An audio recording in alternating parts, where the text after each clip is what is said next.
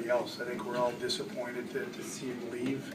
As I mentioned, Peter alluded to that in his press conference, and it stings for everybody. He was a good player, he was a good person, very well liked, and unfortunately our game is in that position where sometimes we're forced to make those unpopular decisions, and for coaching staff, we'll miss him like everybody else, but we have a job to do, and we feel we have a lot of good players here that we can certainly overcome this, and that's just the way it goes, and part of hockey, and part of a tough day that you hope we'll be able to turn the page here, and then by the time we start the season, we'll be ready to go.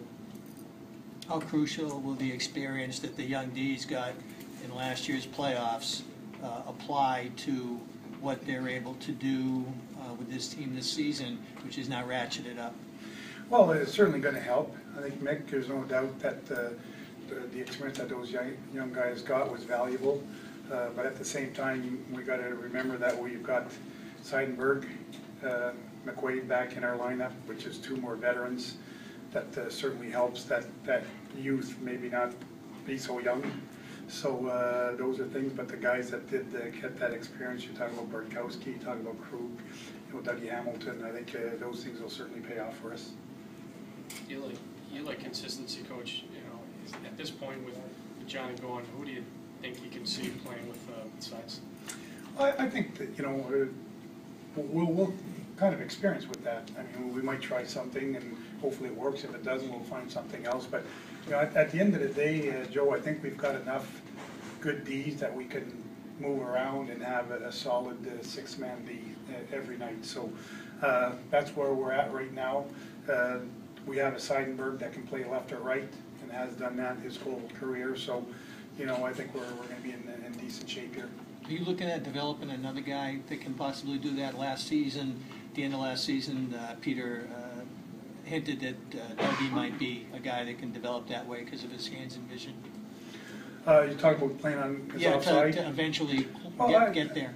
Absolutely. I mean, there's a lot of guys that, today that were brought up playing a certain position, and then they hesitate a little bit, and, those are becoming a little bit more rare as I guess the new generations come in. They get used to playing that position. So there are still some in the league that don't mind one side or the other, but for the most part, a lot of them like to play their strong sides. I think Europeans are the ones that a lot of times from up front or on the back end don't mind playing their off wings here. But I think with time those things will all work themselves out. But right now we got sides that can play both, and we've got 4 lefties and we got 3 rights right now that are here, and so as we speak, it works out well that way.